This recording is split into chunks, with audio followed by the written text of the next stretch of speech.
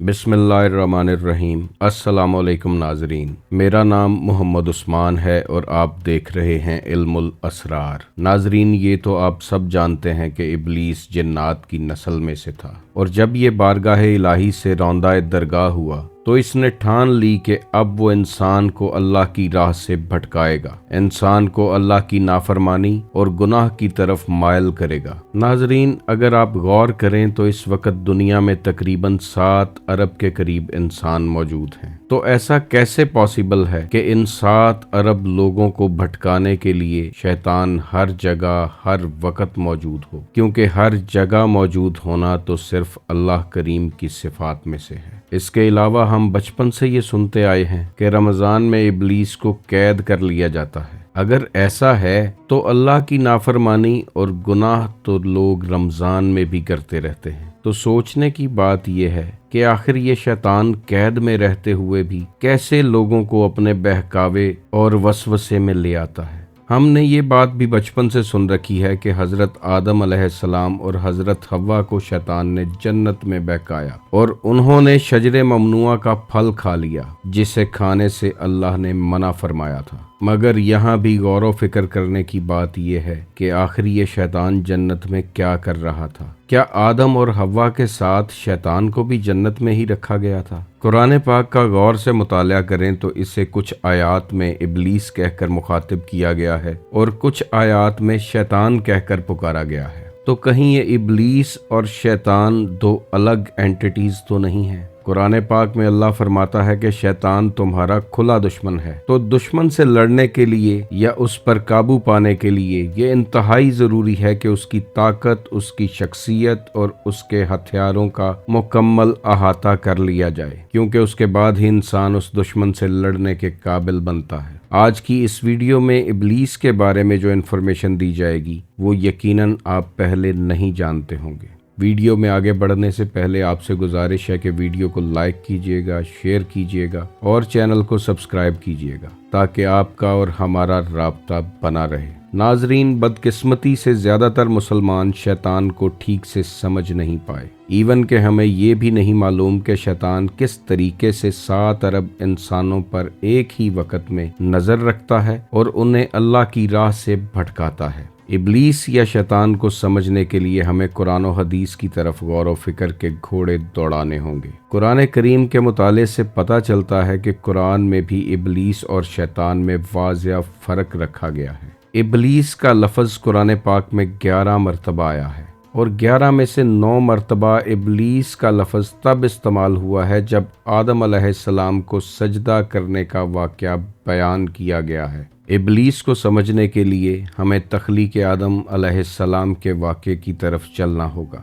जब अल्लाह ने आदम का बुत बना लिया तो फरिश्तों से हुक्म दिया कि जब मैं इसमें अपनी रूह फूंक दूं तो तुम सब इसके आगे सजदा रेज हो जाना। जब तमाम फरिश्तों ने सजदा किया तो इस वक्त इब्लीस ने सजदे से इनकार कर दिया। तो अल्लाह ने पूछा कि ए इब्लीस, तूने ऐसा क्यों किया? तो उसने कहा कि ये खाक से बना है और मैं आग से बना हूँ, इसलिए मर्तबे में इससे बेहतर हूँ, इसलिए मैंने सजदा नहीं किया। इस पर अल्लाह ने फरमाया कि तुझे कोई हक नहीं कि तू यहाँ तकब्बर करे, बस तू मेरी बारगाह से निकल जा, बेशक तू जलीलो ख्वार लोगों में से है। इब्लीस ने आगे से कहा कि मुझे उस दिन तक की मोहलत दी जाए जिस दिन लोग दोबारा कब्रों से उठाए जाएंगे, बस मैं सिराते मुस्तकीम पर बैठूंगा और तेरी राह पर चलने वाली इस आदम की औलाद को भटकाता रहूंगा। मैं इनके आगे पीछे दाएं और बाएं से इनके पास आऊंगा और तू इनमें से अक्सर लोगों को शुक्रगुजार नहीं पाएगा। तो अल्लाह ने फरमाया, तू यहाँ से जलीलो मरदूद होकर निकल जा। तो अगर कोई इनमें से तेरी पैरवी करेगा तो मैं तुम सबसे दोज़ख को भर दूंगा। तो जब आप इस वाक़े पर गौर करेंगे तो आपको पता चलेगा कि ये वाक़या कुरान पाक में जहाँ जहाँ बयान हुआ है वहाँ शैतान को नहीं बल्कि इब्लीस को मुखातिब किया गया है। अब शैतान को समझने की कोशिश करते हैं कि आखिर वो कैसी एंटिटी है।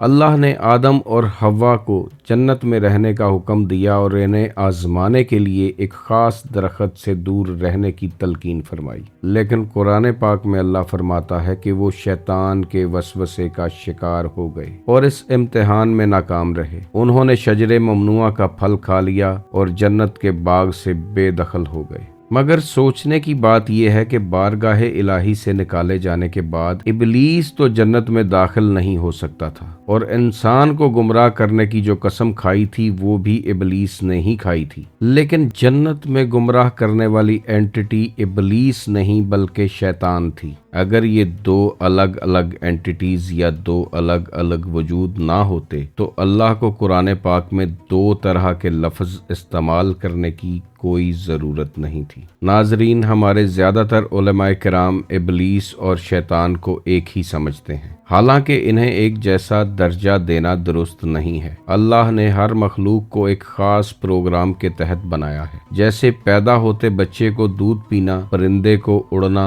اور شکاری جانوروں کو شکار کرنا سکھایا نہیں جاتا۔ یہ سب ابیلٹیز اور صلاحیات ان کے پروگرام میں پہلے سے فیڈ ہوتی ہیں۔ جس طرح آج کسی بھی فزیکل ڈیوائس جیسے موبائل، لیپ ٹاپ، کمپیوٹر، ٹیبلٹ کو چلانے کے لیے آپ کو ایک خاص پروگرام یا خاص سافٹ ویئر کی ضرورت ہوتی ہے، اور جب اس سافٹ ویئر یا پروگرام میں کوئی وائرس آ جائے تو وہ ڈیوائس ٹھیک سے کام کرنا چھوڑ دیتی ہے اور اس وائرس کے کنٹرول میں آ جاتی ہے۔ اسی طرح فرشتے، جنات اور انسان بھی ایک خاص پروگرام کے تحت ڈیزائن اور پیدا کیے گئے ہیں۔ کچھ روایات میں ملتا ہے کہ ابلیس کو جب پتہ چلا کہ اللہ ایک نئی مخلوق بنانے جا رہا ہے جسے اللہ زمین پر اپنا خلیفہ یا نائب مقرر کرنے والا ہے، تو ابلیس نے آدم کے بت کا دائیں بائیں، اوپر نیچے، اندر باہر ہر جگہ سے معائنہ کیا اور اس میں خامیاں تلاش کرنے کی کوشش کی، اور اسی غرور اور تکبر کی حالت میں ابلیس نے آدم کے مجسمے پر تھوک دیا۔ شاید یہ وہی وقت تھا جب شیطان کو انسان کے فزیکل ڈیزائن اور اس میں انسٹال ہونے والے پروگرام کی معلومات حاصل ہو گئی، اور اس نے انسان کی باڈی میں ایک خاص وائرس رکھ دیا جس کا نام شیطان تھا، اور یہ وائرس ہر انسان کے اندر موجود ہے جو انسان کے نفس کو کنٹرول کرتا ہے، اور نفس کا مقام ٹھیک اسی جگہ پر ہے جہاں ابلیس نے آدم کے مجسمے پر اپنا ناپاک تھوک گرایا تھا، یعنی کہ وہ حسد، کینہ، بغض، لالچ اور ہر طرح کی برائی کا وائرس انسان کی باڈی میں رکھ چکا تھا، اور اسی لیے اتنے اعتماد اور وثوق سے اللہ سے کہہ رہا تھا کہ وہ تمام انسانیت کو بھٹکانے میں کامیاب ہو جائے گا۔ اللہ نے یہ سب جانتے ہوئے اسے مہلت دی، یہ پرکھنے کے لیے کہ اب جو میرا ہوگا وہ ابلیس کے اس وائرس پر قابو ضرور پالے گا، وہ اس وائرس کا اینٹی وائرس دنیا میں جانے کے بعد ضرور تلاش کر لے گا اور میری طرف اس حالت میں لوٹے گا کہ اس کا نفس مطمئن ہو چکا ہوگا۔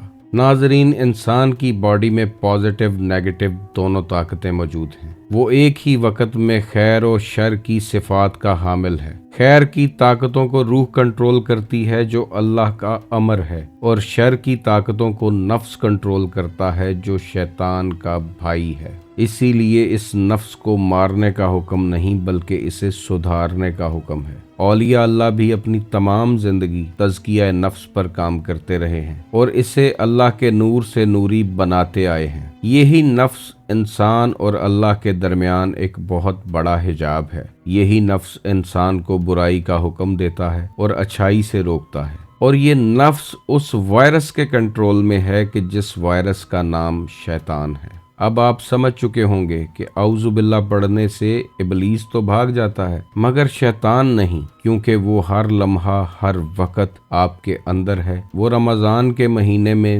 روزے کی حالت میں بھی آپ کے ساتھ ہی رہتا ہے، کیونکہ شیطان نام کا یہ وائرس ابلیس نے بہت پہلے سے انسان کے بایو سسٹم میں رکھ دیا تھا۔ اور آج یہ وائرس دنیا کے 7 ارب لوگوں میں موجود ہے۔ اس لیے فزیکلی ابلیس کو کسی کے پاس جانے کی ضرورت نہیں، بلکہ اس کا وائرس انسانیت کو بھٹکانے کا کام کر رہا ہے۔ اور حیرانگی کی بات یہ ہے کہ یہ وائرس بھی ایک نہیں بلکہ بہت سے ہیں۔ اسی لیے کئی جگہوں پر قرآن پاک میں شیطان کا نہیں بلکہ شیاطین کا لفظ استعمال کیا گیا ہے، یعنی کہ بہت سے شیطان، ابلیس کے بنائے گئے بہت سے ہتھیار جو ابلیس نے انسان کے نفس کے ساتھ منسلک کر رکھے ہیں۔ اسی لیے اس نفس کے ساتھ جہاد کو جہاد اکبر کہا گیا ہے، کیونکہ یہ جہاد یا جنگ ان تمام شیاطین کے ساتھ ہے جو نفس کے ساتھ جڑے ہوئے ہیں۔ اب آپ کو ایک خاص حدیث کی سمجھ آ جائے گی جس میں رسول کریم صلی اللہ علیہ وآلہ وسلم نے فرمایا کہ شیطان تمہاری رگوں میں خون کے ساتھ دوڑتا ہے۔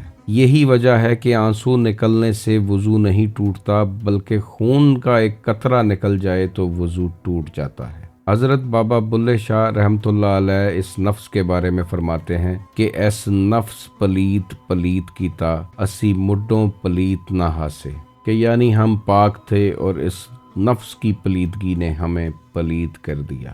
ناظرین، کمنٹس میں اپنی رائے کا اظہار ضرور کیجئے گا اور بتائیے گا کہ کیا آپ بھی ابلیس اور شیطان کو ایک ہی سمجھتے ہیں۔ اس دعا کے ساتھ ویڈیو کو ختم کرتے ہیں کہ اللہ آپ کو اور مجھے اپنے نفس کو پہچاننے، اس پر کام کرنے اور اسے اللہ کے نور سے نوری کرنے کی توفیق عطا فرمائے۔ آپ خوش رہیں، آباد رہیں اور رحمت خداوندی کے سائے میں رہیں۔ اللہ حافظ۔